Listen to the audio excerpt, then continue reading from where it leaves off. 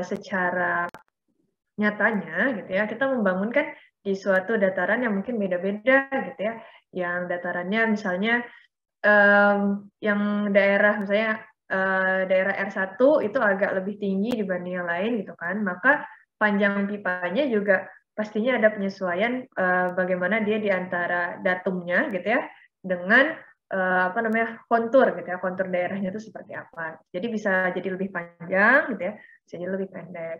Nah, nanti gitu ya, kalau pas membangun juga, kan misalnya kita nih udah punya contohnya gitu ya, suatu jaringan gitu yang kita rancang. Itu pas pembangunan gitu ya, misalnya di daerah P2 gitu ya teman-teman, itu tuh ada tanah yang misalnya nggak bisa, apa ya namanya, kayaknya misalnya nggak bisa ditembus, atau ada sesuatu yang menghalangi gitu.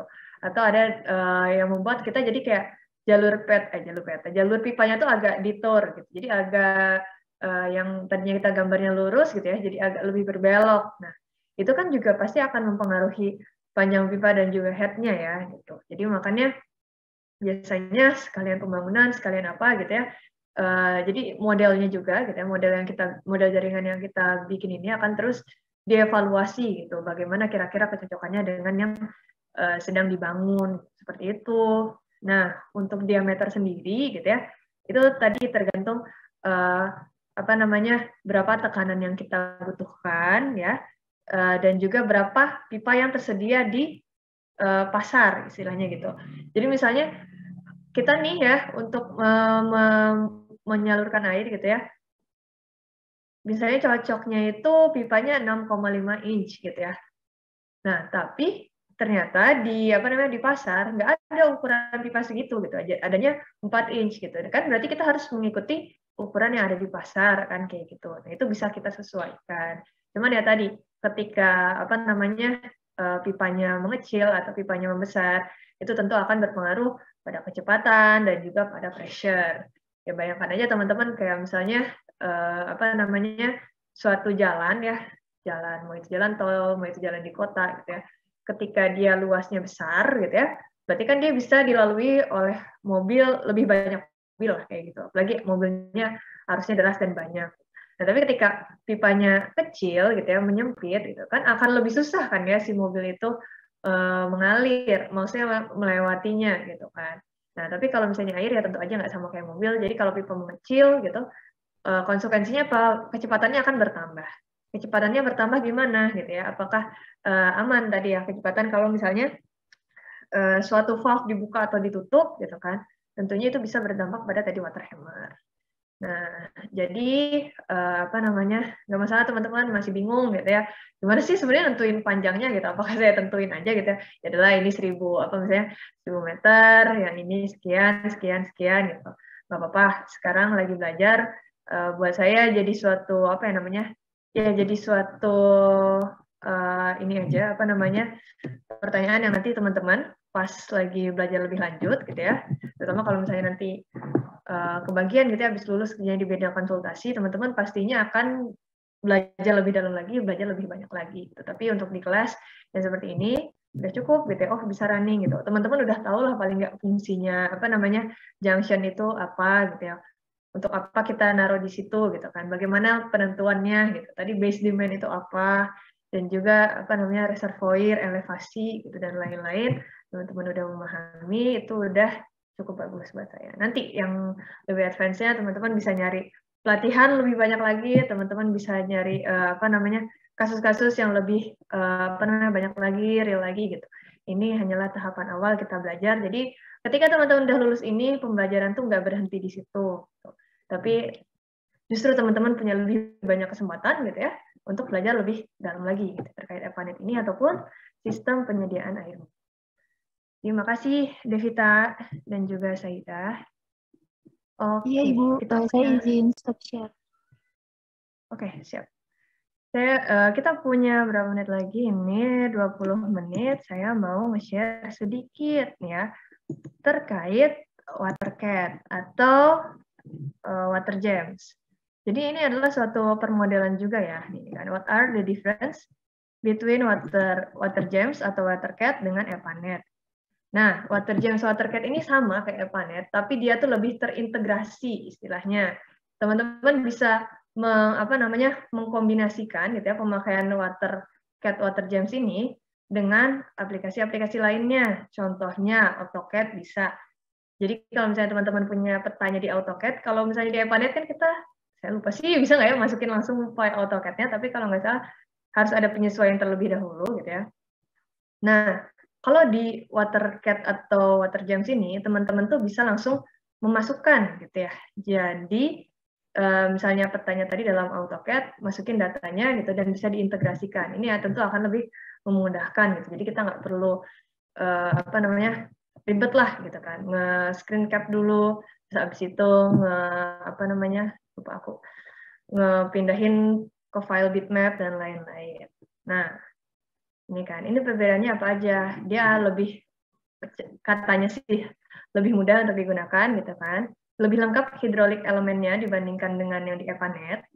Terus kemudian dia bisa dia tadi ya saling diintegrasikan dengan CAD dan juga GIS, model building tools, kemudian advanced hydraulic feature. Jadi ada beberapa hal yang sebenarnya terbatas gitu ya kalau di Epanet. Di Epanet itu kayak misalnya kemarin permodelan water hammer itu nggak bisa dilakukan. Tapi kalau di WaterCAD ini bisa.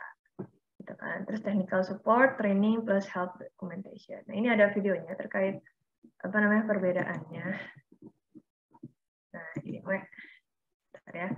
Jadi kemudahannya gitu ya. Kalau misalnya di WaterCAD dan WaterGems ini gitu ya, dia lebih model layout atau data entry-nya itu available. Nah, ini ada bintang-bintangnya ini available-nya di mana. Oh ya, dan WaterCAD WaterGems ini kalau nggak salah mereka tuh cuma bisa digunakan di operation system-nya Windows. Jadi kalau misalnya teman-teman pakainya Mac gitu ya, niscaya ini susah gitu. Maksudnya saya nggak tahu sih kalau misalnya di-install Windows-nya di Mac apakah jadi bisa atau kayak gimana. Tapi si WaterCAD dan WaterGems ini kalau nggak salah operation system-nya pakai Windows. Nah ini untuk grafiknya mereka bisa lebih lengkap gitu kan. Dan kalau Epanet kan sebenarnya udah ada juga ya reports tabelnya yang teman-teman bikin dalam file RPT itu kan tabel reports-nya, dia limited. Kalau di WaterCAD mungkin lebih lengkap gitu kan. Kontur dia bisa menyediakan si WaterCAD dan WaterGems ini gitu ya. Profiles juga sama gitu ya. Elemen simbologi itu juga ada. Nah, ini pressure yang nggak ada, yang ada di WaterCAD dan WaterGems tapi nggak ada di Epanet adalah ini, pressure zone manager. Dan juga network navigator, dan dia bisa kalau yang di WaterGems dia bisa ekspor ke Google Earth. Tapi syaratnya adalah dia harus menggunakan platformnya ArcGIS, bukan QGIS ya, pakai ArcGIS. Nah, terus lanjut lagi. Ini banyak fitur yang sebenarnya mungkin di Epanet belum ada, di WaterCAD ini udah ada. Tapi pahitnya WaterCAD adalah dia berbayar, teman-teman. Harus beli istilahnya softwarenya. Kalau Epanet kan emang open source ya, jadi kita bisa mendownload gitu ya, gratis gitu ya, bebas juga, dan filenya nggak terlalu gede gitu. Tapi kalau si WaterCAD ini harus istilahnya kayak membeli gitu lah. Ini reservoir juga dia ada gitu ya. Tangki ada, junction ada semuanya, pipa juga ada. Ini valve ya, yang pressure reducing gitu kan, pressure sustaining dan lain-lain banyak gitu ya. Ini available. Nah, tapi air valve gitu ya, kayak kemarin kita bahas bahwa di sistem distribusi gitu ya, bisa gitu ya. Harusnya kan kalau pipa bertekanan dia pipanya kayak gini terus semuanya keisi air kan ya. Jadi nggak ada yang nggak ada udara yang masuk gitu. Tapi dalam kenyataannya adalah sangat mungkin gitu ya udara masuk. Dari mana sumbernya? Bisa jadi dari kebocoran pipa, bisa jadi juga dari misalnya pengolahan di awal gitu ya, tekanannya kurang atau gimana, dan lain-lain gitu, sampai akhirnya ada udara di dalam pipa. Nah, udara di dalam pipa ini itu akan mengganggu ya proses mengalirnya air gitu, sehingga di beberapa titik gitu ya, kalau bisa emang disediakan air valve gitu. Air valve ini tujuannya tadi untuk mengeluarkan udara atau gelembung di dalam pipa distribusi. Di Epanet ini belum ada atau nggak bisa. Tapi kalau misalnya di WaterCat, WaterGems dia ada. Hydropneumatic tanks saya kurang paham, tapi di di Epanet nggak ada, di keduanya ada gitu ya. Kemudian isolation valve saya juga kurang ini. Hydrants gitu ya. Jadi kalau misalnya ada hidran air di Epanet kita belum bisa memodelkan, tapi kalau misalnya di WaterCat, WaterGems sudah bisa. Variable speed pump gitu ya. Bisa tapi masih terbatas di Epanet. Di yang lainnya itu lebih mudah gitu. Nah, ini variable speed pump battery. Maksudnya speed pump battery ini gimana gitu ya? Karena kan namanya pompa gitu ya, dia juga butuh daya ya. Nah, ini tuh untuk melihat bagaimana sih kalau misalnya si speed pump-nya ini divariasikan gitu ya, si dayanya itu seperti apa. Nah, ini untuk CAD dan GIS-nya. Untuk import export gitu ya, di Epanet belum ada, teman-teman tahu sendiri. Kalau udah nonton tutorial juga udah tahu, pasti kita nge-overlay kita nge-overlay peta itu salah satunya ya dengan masukin gambar bitmap ya. Tapi kalau di WaterCat, WaterGems gitu, kalau misalnya kalian punya datanya dalam bentuk CAD gitu, biasanya peta kan bisa dalam CAD ya. Itu lebih mudah lah di ekspor atau ekspor atau importnya. Terus kemudian mengkonversi gitu ya file CAD-nya ke dalam pipa, dan juga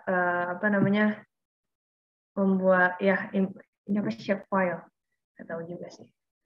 Dia bisa di run juga dalam ArcGIS, dia bisa di run juga dalam AutoCAD, dia bisa di run juga dalam MicroStation. Nah, terus kemudian background CAD-nya, shape files-nya juga bisa dalam JPG gitu ya.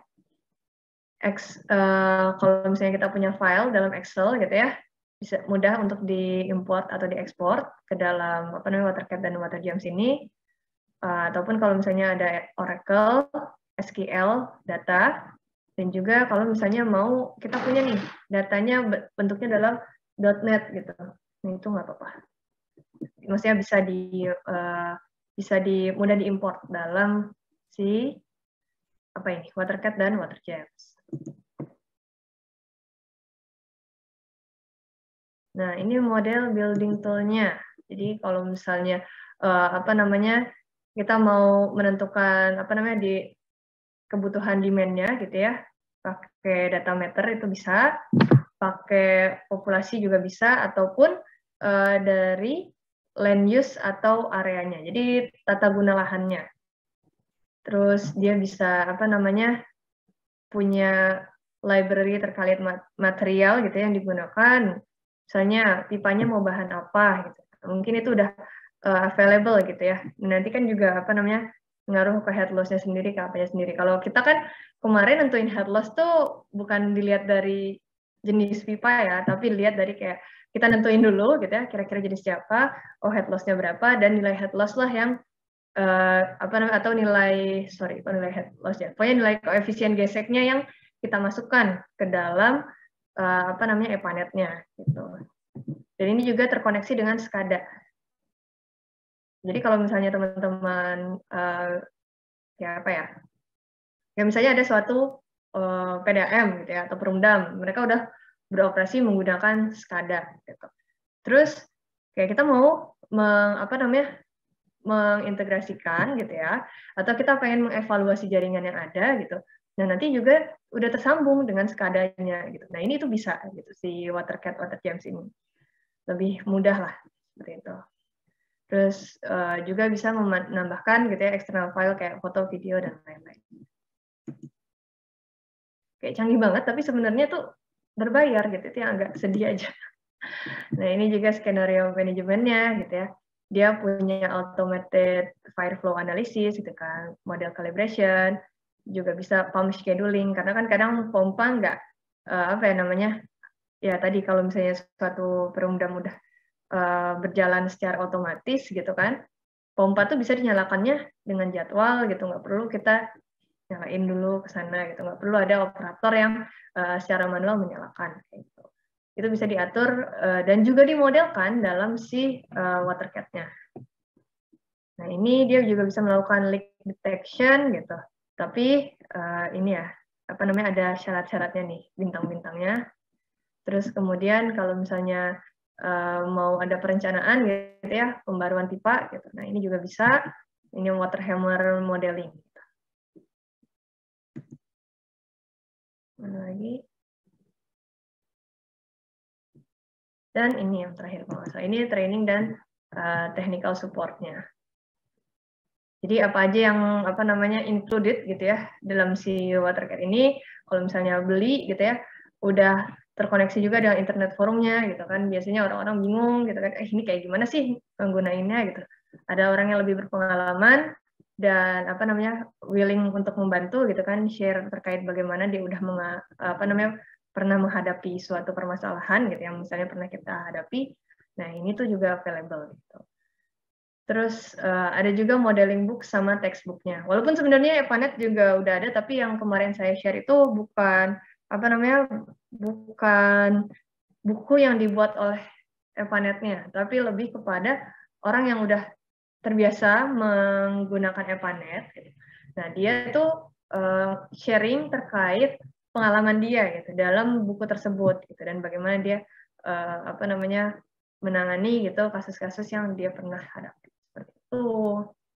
Jadi ya seperti inilah, udah canggih istilahnya kalau misalnya si WaterCat dan WaterGems ini. Terus mungkin ada yang bingung juga kan, Bu, sebenarnya bedanya WaterCat sama WaterGems itu apa? Kalau WaterGems itu dia lebih apa ya namanya? Kalau WaterCat kayak misalnya teman-teman beli apa namanya? punya apa? Punya misalnya ada Photoshop gitu ya, tapi Photoshop aja gitu. Nah, kalau WaterGems ini dia tuh kayak teman-teman beli Adobe gitu ya, package-nya gitu. Jadi Photoshop udah dapat gitu ya, terus misalnya Premiere dapat, apa dapat dan lain-lainnya gitu. Jadi dia lebih lengkap gitu. Ya, lebih costly of course gitu ya. Tapi tentunya tadi apa yang ditawarkan adalah kemudahan interkoneksi antara si WaterCat ini atau WaterGems ini dengan software lainnya gitu. Yang kalau misalnya EPANET dia belum bisa handle hal tersebut. Jadi tentunya hal ini akan lebih memudahkan untuk engineer gitu ya. Dan juga ya kalau misalnya udah lebih tadi ya, udah maksudnya menghadapi sistem yang dia bukan manual lagi, tapi terotomatisasi gitu. Maka si WaterCat ataupun WaterGems ini akan lebih preferable dibandingkan dengan EPANET. Ya, teman-teman hafal sendiri kemarin ketika apa namanya mampir ke Perumdam seperti apa. Oh, ternyata emang masih kebanyakan diatasi secara manual gitu. Nah, itu adalah apa namanya bisa jadi gitu ya teman-teman, hal-hal yang misalnya belum ideal ada di lapangan ataupun ada di suatu sistem gitu ya, dan pertanyaan teman-teman saat ini gitu, itu jadi suatu awal buat nantinya kalian gitu ya menawarkan suatu solusi gitu. Nah, kayak gitu aja sih kalau dari saya. Bisa dicari saya video tutorialnya atau apa namanya pelatihannya ini udah ada gitu ya, HMTL Undip, ternyata mereka udah pakai WaterGems gitu ya, bukan cuma EPANET gitu. Nah, silakan teman-teman kalau misalnya apa namanya himpunan juga pengen gitu ya belajar ini gitu. Nantinya bisa jadi aset buat kalian gitu ya, suatu apa namanya ilmu yang bisa diturunkan gitu ke adik-adik kelasnya. Jadi teman-teman juga apa namanya kalau di semester selanjutnya kita butuh asisten, pasti yang bakal dihubungi pertama kali oleh dosen-dosen adalah teman-teman. Jadi ya silahkan gitu ya, coba belajar dulu gitu ya, pahami dulu ini bedanya seperti apa. Nah, ini ada ternyata udah cukup banyak gitu ya, kayak EPANET bagaimana penggunaannya gitu. Kemarin tuh saya juga pertama kali baru dengar gitu, dan saya pikir teman saya yang dulu S2 di Belanda gitu ya terkait apa namanya air ini juga dia udah cukup familiar, tapi ternyata di Indonesia WaterGems dan WaterCat ini masih WaterGems atau Bentley ya disebutnya, ini tuh masih jarang banget yang menguasai itu. Jadi kalau misalnya teman-teman punya apa namanya skill set menggunakan software ini, tentunya teman-teman gitu ya bisa jadi orang yang cukup most wanted dan punya nilai jual lebih gitu ya dalam mengoperasikan tadi software WaterGems ini. Silahkan dipelajari aja, dicari pelatihannya gitu ya. kalau misalnya nemu gitu. Nah, itu bisa di share-share ke teman lainnya supaya ya makin banyak yang belajar gitu ya, makin yang satu menemukan masalah gitu, mungkin yang satu udah ngulik lebih dalam gitu dan bisa mencarikan solusi yang baru kayak gitu. Seru nih. Itu sih dari saya. Oke, 10.46, 4 menit lagi. Udah dulu ya, ada yang mau bertanya nggak sampai sini? Ya biasanya kecepatan kalau ngomong, emang udah seperti itu. Jadi ya mohon maaf ya teman-teman. Ada lagi yang mau bertanya? Silahkan. Oh iya. Di Epanet saya itu kan ada jaringan apa sih Ibu yang kalau nggak salah flow-nya itu ada yang minus. Nah kemarin kata Pak Trimo itu flow minus sekarang arahnya itu berbalik ya Bu. Nah itu gimana ya Bu biar arahnya itu jaringan gitu? Sebenarnya minus atau plus itu gimana ya? Sebentar, aku mikir dulu ya. Ya saya tahu kalau kemarin saya baca sih ya. Minus itu adalah ketika si suatu junction itu dia menjadi inlet. Artinya ada yang instead of dia mengalirkan ke arah jaringan yang lebih kecil lah, istilahnya ke demand-nya dia gitu ya. Dia itu menerima. Makanya reservoir bentuknya minus kan. Jadi kayak dia tuh gimana ya? Dia nggak mengeluarkan ke demand-nya. Aduh, jadi bingung. Tapi bisa juga kalau misalnya dalam perhitungan aku lupa, Hardy Cross gitu ya. Jadi kalau misalnya Hardy Cross kayak teman-teman udah bikin suatu jaringan gitu ya. Saya lupa gimana ya, ntar saya coba lihat dari tugas kalian ada nggak ya yang ininya kelihatan. Tadi tuh yang punya siapa? Oh ini yang punya kamu aja Dinda, aku liatin. Sebentar. Nah, ini ya. Nih. Kan kelihatan ya di sini arah pipanya nih. Ini dari sini ngalirnya ke bawah. Terus dari junction 1 gitu kan, dia bisa ke P3 gitu kan, bisa juga ke P2. Kalau misalnya kayak gini tuh sebenarnya kayak apa ya namanya? Misalnya arah ininya minus gitu ya, si pressure-nya ya. Pressure-nya minus atau apa ya? Aku lupa. Kalau misalnya ngitung Hardy Cross gitu ya, hasil minus itu artinya kan ini kan bentuk loop-nya berarti gini, ke sini, ini ke arah sini gitu ya. Ambillah ke arah sini misalnya. Nah, nilai si ini sama ini, kalau loop-nya ke arah sini ya, itu bakal minus gitu. Jadi minus 0,91 atau minus berapa. Karena sebenarnya kita tahu arah alirannya kan bukan muter gini ya, tapi ke arah sini. Gitu. Ini juga sama gitu. Ini misalnya loop-nya muternya ke sini. Nah, berarti nilai P10 kalau sama P12 gitu ya. Kalau misalnya mengikuti aturan loop-nya muternya ke arah kanan, aku lupa loop itu harusnya ke arah kanan atau kemana gitu ya. Ada standarnya sendiri lah. Kalau nggak salah rule of thumb berarti tangan kanan kan ya. Ya itu. Ke arah sini, ke arah sini. Ini juga ke arah sini, gitu. Ini ke arah sini gitu misalnya. Berarti yang berbeda arah dengan loop-nya itu bakal nilainya negatif gitu. Ini juga. Ini kan kalau misalnya loop-nya ke arah sini ya, si P7 itu bakal bernilai negatif sama berapa nih? P7 aja kalau yang di loop ini. Kalau yang di loop ini berarti yang nilainya negatif ya, yang P10 sama P12. Kalau di sini kayak gini, kebalik. Berarti yang sini sama sini yang negatif. Kayak gitu. Bisa kayak gitu sih. Seingat saya itu yang Hardy Cross ya, kalau misalnya ngitung Hardy Cross. Tapi kalau misalnya di Epanet minus gitu ya, yang kemarin saya baca, kalau minusnya di junction ya, artinya minusnya di junction, itu pressure-nya ya tadi ya, si junction-nya itu berfungsinya itu sebagai inlet, bukan sebagai outlet. Gitu. Tetap bingung? Nggak apa-apa. Ya, salah. Salah chat, nggak apa-apa. Adinda. Intinya gitu sih. Ada lagi yang mau bertanya? Nggak ada? Ya udah nggak apa-apa. Nyalain komputer lagi. Kameranya teman-teman.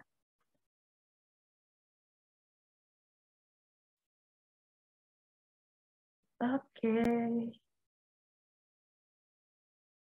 Sip. 1, 2, 3. Halaman kedua, 1, 2, 3. Oke, makasih banyak teman-teman. Ketemu lagi jam 13.20. Assalamualaikum warahmatullahi wabarakatuh.